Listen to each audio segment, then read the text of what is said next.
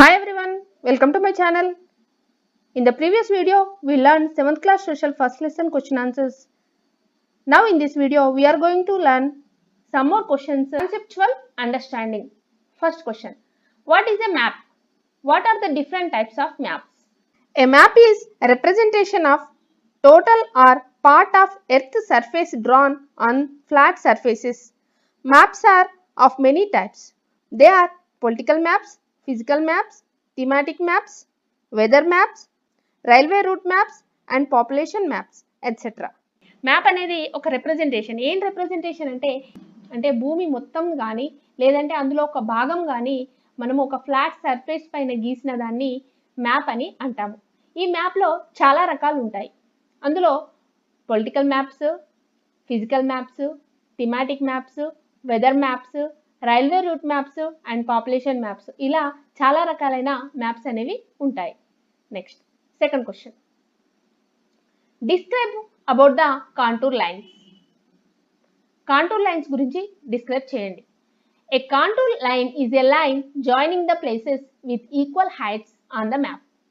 On the map of Nimpur, we would have seen that there is a line passing through the village. This is the 50-meter contour line.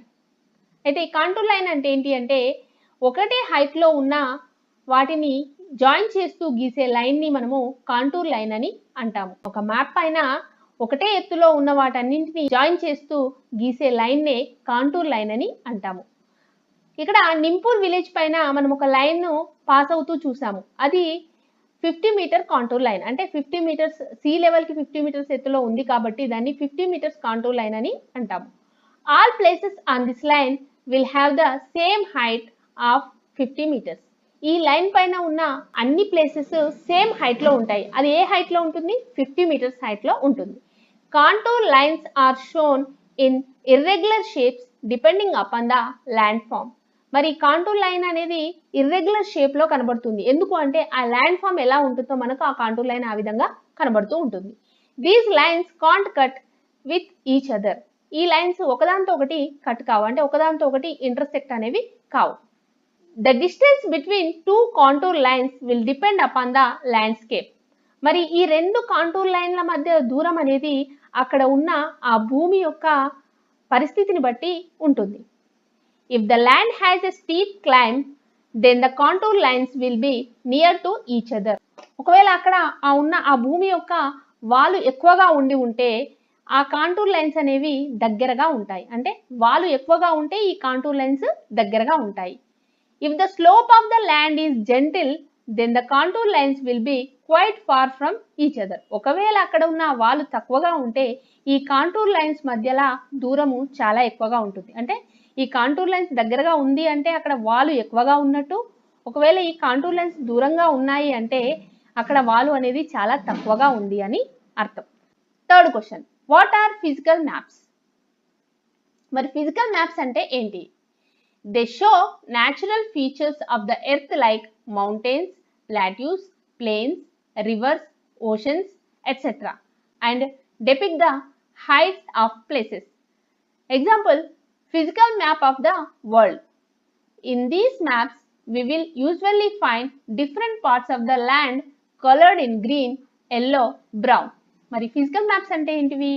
ఇక్కడ ఈ physical మ్యాప్లో natural features of earth అనేది మనకు కనబడుతుంది. అంటే ఆ భూమి ఏ విధంగా ఉంది నేచురల్గా మనకు కనబడేదాన్ని ఫిజికల్ మ్యాప్ అంటాం. కొండలు ఏ విధంగా కనబడతాయి, ప్లాట్యూస్ పీఠభూములు ఎలా ఉంటాయి, ప్లెయిన్స్ మైదానాలు ఎలా ఉంటాయి, రివర్స్ ఎలా ఉంటాయి, ఓషన్స్ ఎలా ఉంటాయి, ఇలా ఒక్కొక్క దాని నేచురల్ ఫీచర్ చూపించేదాన్ని మనం ఏమంటామంటే ఫిజికల్ మ్యాప్స్ అని అంటాము. ఇక్కడ ఎగ్జాంపుల్ ఏంటి అంటే physical map of the world. World యొక్క ఫిజికల్ మ్యాప్ ఏంటి అంటే ఈ మ్యాప్లలో మనకి ఏం కనబడుతుంది అంటే మనం యూజువల్గా ఏం చూస్తామంటే different parts of the land coloured in green. Different parts of the land coloured green. పచ్చని గడ్డి ఉన్న ప్లేస్ని గ్రీన్ కలర్లో, కొండలను బ్రౌన్ కలర్లో. వరల్డ్ యొక్క ఫిజికల్ మ్యాప్ని చూసినట్టయితే అక్కడ ఏం కనబడుతుంటాయి అంటే ఒక్కొక్క పార్ట్కి ఒక్కొక్క కలర్ అనేది అసైన్ చేయబడి ఉంటుంది. అంటే మ్యాప్లో న్యాచురల్ ఫీచర్స్ని చూపించేదాన్ని ఫిజికల్ మ్యాప్స్ అని అంటాము. తర్వాత fourth question.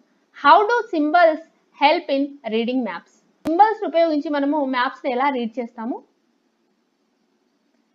It is not possible to draw a map in the actual shape and size with different features such as buildings, roads, rivers, bridges, trees, railway lines, etc. So, they are shown by using certain letters, shades, colors, pictures, and lines. These symbols give a lot of information and help in reading maps.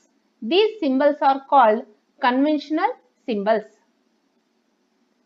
అయితే మనము మొత్తం ఉన్న భూమిని అంతా ఒక paper పైన గీయగలుగుతామా అంటే ఒక మ్యాప్ లాగా గీయగలుగుతామా? అది మనకు సాధ్యం కాదు.